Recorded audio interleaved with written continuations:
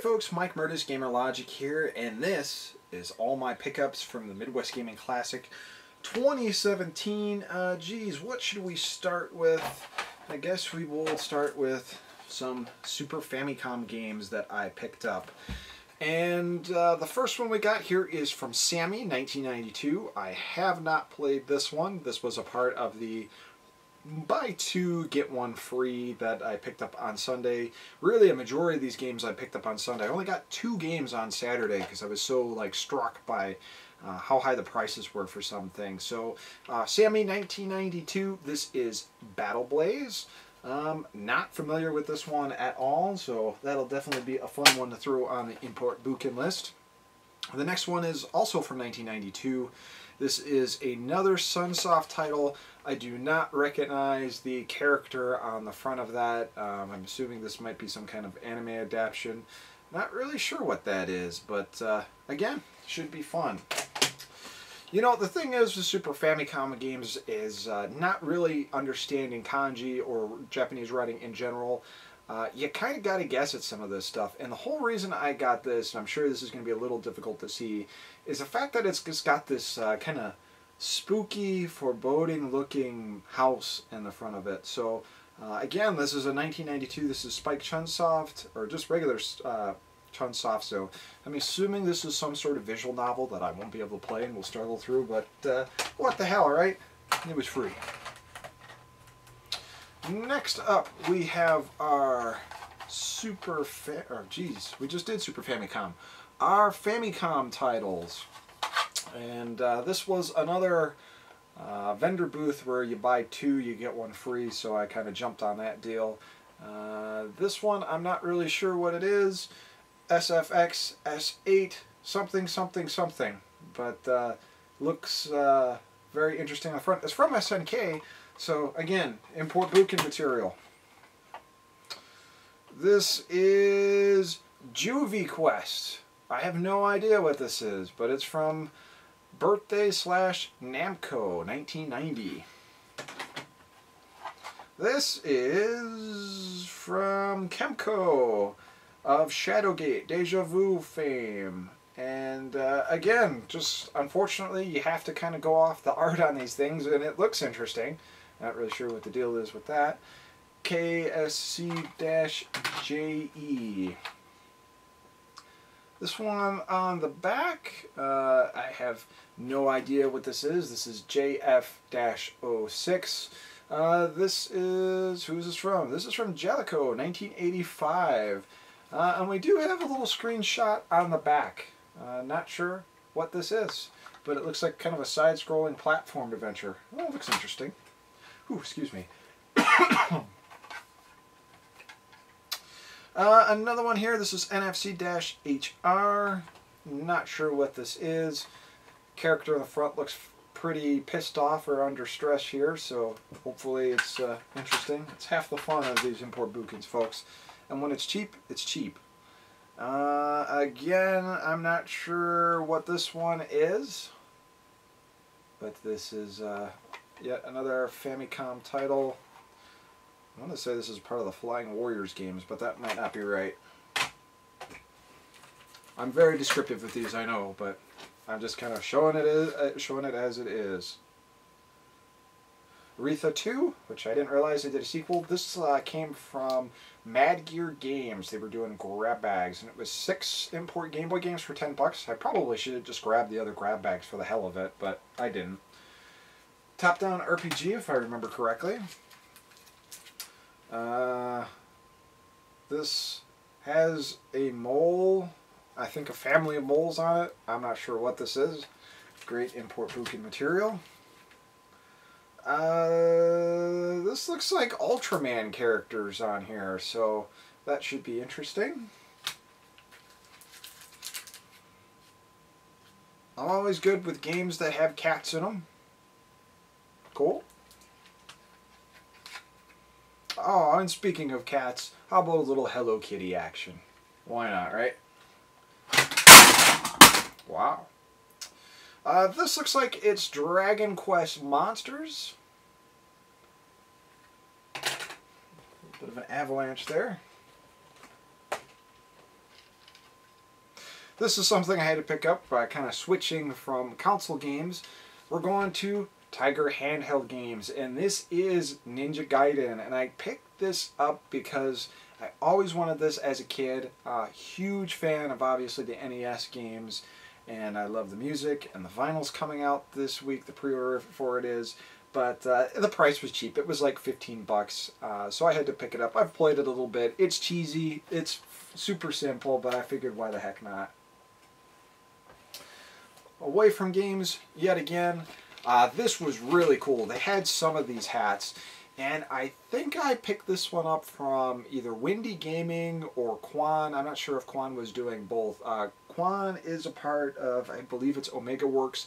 He is who puts out the Neo Geo Omegas, if I remember correctly. And he had a bunch of hats for sale. And funny enough, the table behind them, adjacent to them, also had these hats. They were selling them for the same price, and I saw it over there, and I asked the vendor for the price, and some other guy came up and said something, and the vendor totally like blew me off. So I kind of just like walked away from him, like, okay, obviously you don't want my money. So I went back over there because I realized that Windy Gaming and Quan had it. So but pay the guys that actually take care of you, support you well, and that is definitely Windy Gaming. So I picked that up from here. Streets of Rage, the hat. It's got just the artwork from the front cover on it right here, which is really cool. Of course, the Streets of Rage logo. I'm not a hat guy. When I wear hats, they're kind of fancier hats for events and other stuff. But, you know, I may wear it maybe on like a hot day, or if I go to the baseball field. I'm just not much of a hat dude. Oh. But it's cool nonetheless. Castlevania Symphony of the Night, the official guide. I have the unofficial guide, and the unofficial guide is very much so-so. No offense to the writers of that. It's an unauthorized guide, so I guess they can only work with what they have. But being a Castlevania nut, as everyone knows, as Marcus certainly knows, I had to pick this up because it does have some of the art in it. It has some codes. It has some... Does this have maps? It looks like this does not have a map. Oh, yes, it does. It has a map and stuff like that. Not that I need one. I pretty much have this game memorized, but had to pick it up. I typically don't see this very much, and when I do see it, it's usually beat to hell, so I had to pick it up. I also, for really cheap, $2, picked up this Nintendo Power Index, the 2nd edition. I do have all of these issues of Nintendo Power Magazine, and I think most of the players' guides. So I figured it'd be just kind of nice to be able to go through some of my NES games, and I think there's Super Nintendo games in here too. Yeah, there is. And really quickly, if I want to do a game for a video, or I want to pull out my Nintendo Power coverage for it, I can consult this guy really quick, which is cool. That's all it is. Again, not super expensive because really there's not a lot to it, but enough use for me. I did have one of these. I had the 1st edition. It came with my Nintendo Power Super Power Club membership. Some PC games. Hey, I've been looking for this one for a while, and the reason I picked it up is because Good Old Games doesn't have it. I don't think anyone really has proper fixes for this stuff. Proper, you know, buy, download, and play. You got to do patches. So that is the reason I got this, and this is a DOS copy of MechWarrior 2 31st Century Combat. Oh my god, when I got my Packer Bell PC back in the 90s, this was the game to play. Wish I could have got the whole box with this, but I didn't see it anywhere at the show. Now this is a game that I actually do own, and I got this from Good Old Games, but big fan of it. I loved the demo when I got it back in 94, 95 on PC Gamer, and that is the 4-disc from Interplay. Can you see that? Realms of the Haunting. Very cool horror style game with a lot of FMV sequences that actually aren't too bad. This is coming up on Import Bukin. I guess I'll give you the spoiler now.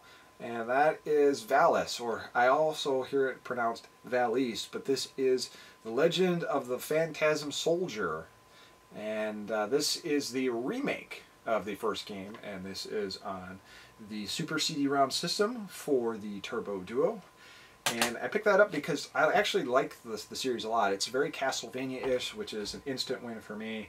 And it's one I didn't have in my collection. I think I don't have 1, and I think I don't have 4. Maybe I'll search eBay for 4 since I didn't spend so much money at MGC. But there's a lot of video game soundtracks coming out on vinyl that I want. And finally, from the game side, is that everything from the game side? Yeah, it is. Fear Effect 2 Retro Helix. And the reason I picked this up is because this was on my list. You just made the list. I've been picking up that series. I picked up the first one a number of years ago. Played it. It's okay. I wanted to pick up the second one. And I looked all over MGC last year and could not find this. And finally found it for a decent price. The plastic pieces on the inside of it are broken on the jewel case, so I was actually able to get the guy to give it to me for 25 instead of 30, which I think is on par with eBay prices, maybe a little cheaper. And then I think that's it generally for games and everything else. So the last thing I got, and this was a part of my must-haves or really wanted for Midwest Gaming Classic, was a joystick that would work for the PlayStation 2 and a joystick that would work for the original Xbox. The reason being is that obviously I have a PS2, obviously I have a modded original Xbox, but the Super Gun that a fan sent me will actually take the Xbox or PlayStation 2 inputs, which is really cool. And I wanted a nice joystick to be able to use for that without any sort of real converter. Now, back in 2008, I had a Pelican fight stick for the original Xbox that was actually pretty nice. It worked pretty good. It was heavy duty. But I took it apart when I got my first arcade cabinet to really get a good visual for how arcade controllers were hooked up. And I think in the process I broke the damn thing and had to throw it out, which was really unfortunate because I think those are worth some money now.